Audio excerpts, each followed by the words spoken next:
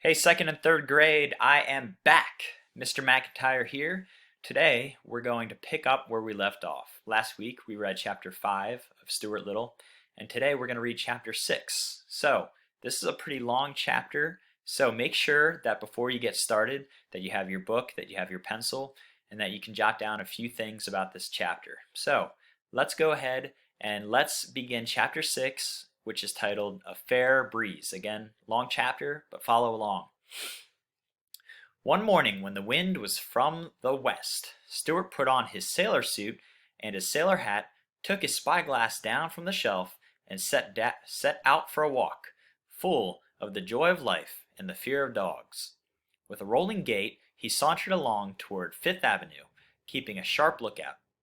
Whenever he spied a dog through his glass, Stuart would hurry to the nearest doorman, climb his trouser leg, and hide in the tails of his uniform. And once, when no doorman was handy, he had to crawl into yesterday's paper and roll himself up in the second section till danger was past. At the corner of Fifth Avenue, there were several people waiting for the uptown bus, and Stuart joined them. Nobody noticed him because he wasn't tall enough to be noticed. "I'm not tall enough to be noticed," thought Stuart. "Yet I'm tall enough to want to go to 72nd Street. When the bus came into view, all the men waved their canes and briefcases at the driver, and Stuart waved his spyglass.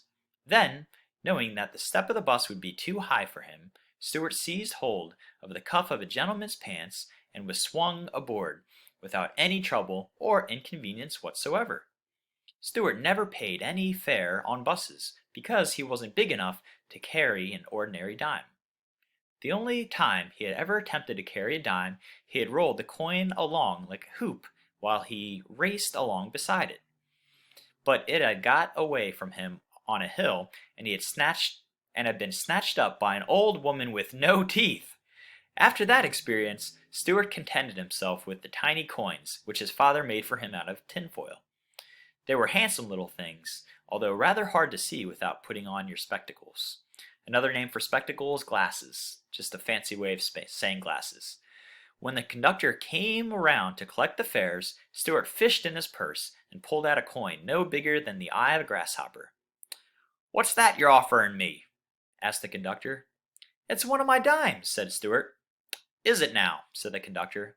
"Well, I'd have a fine time explaining that to the bus company. Why, you're no bigger than a dime yourself."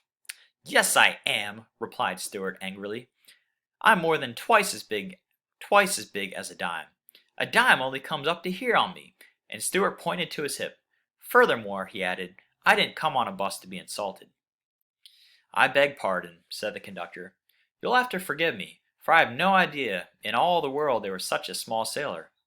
"Live and learn," muttered Stuart, tartly putting his change purse back in his pocket. When the bus stopped at 72nd Street, Stuart jumped out and hurried across the sailboat pond in Central Park.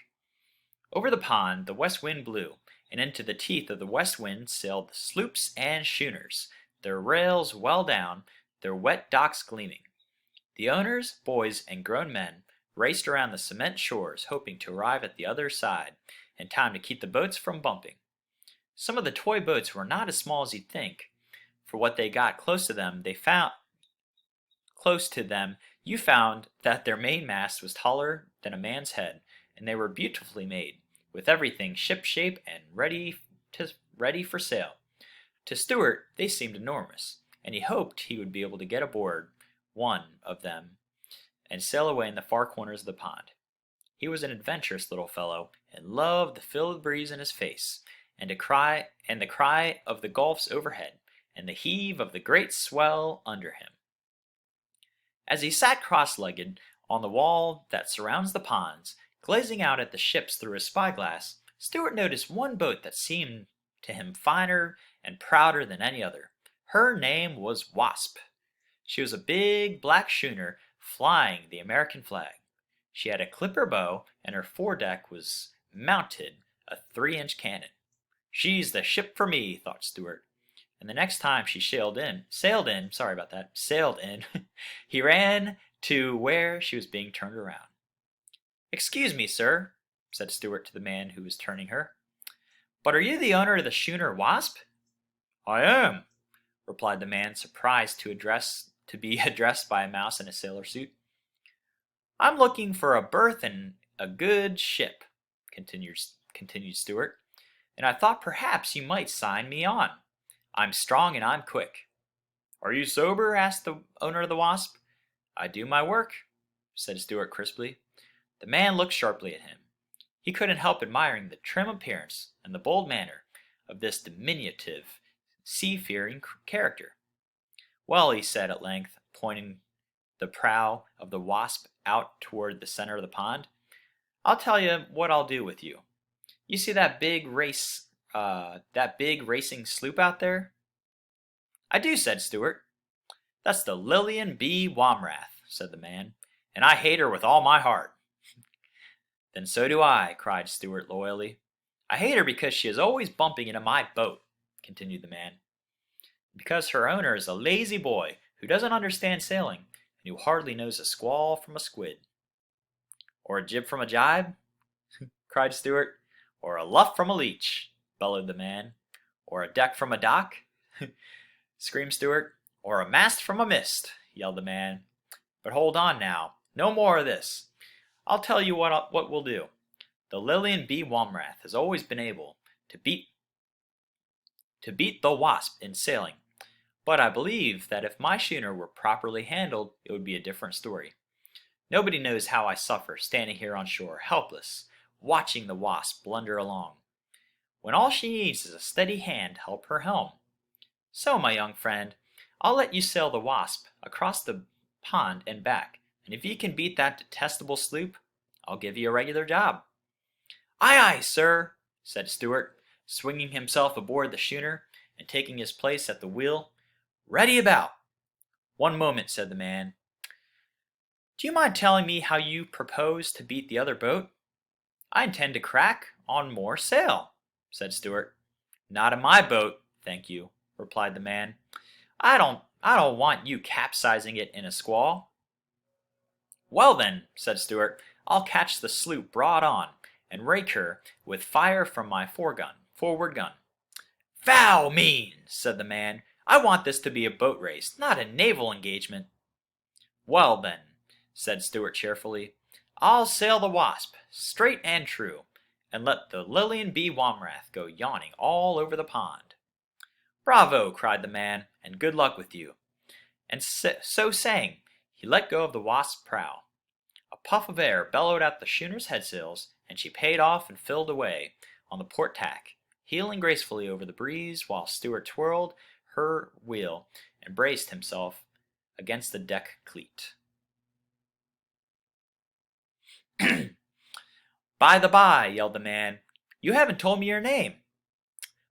My name is Stuart Little, called Stuart at the top of his lungs. I'm the second son of Frederick C. Little of this city.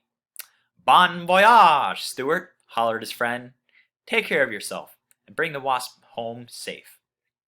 That I will, shouted Stuart, and he was so proud and happy. He let go of the wheel for a second and did a little dance on the sloping deck, never noticing how narrowly he escaped hitting a tram steamer that was drifting in his path, with her engines disabled and her decks awash. So guys, that is the end of chapter 6. What do you guys think? I know that there are some pretty complex terms here, but really all it is these are just how salesmen, people that drive boats for a living talk. So it's just their language, I guess. So don't be bogged down by the words or anything. So anyway, next week we are going to pick up where we left off. We have chapter 7, and this is the sailboat race. So what do you guys think? Do you think Stuart is going to win the race and beat, what was it, the Wasp? Yep, I'll sail the Wasp.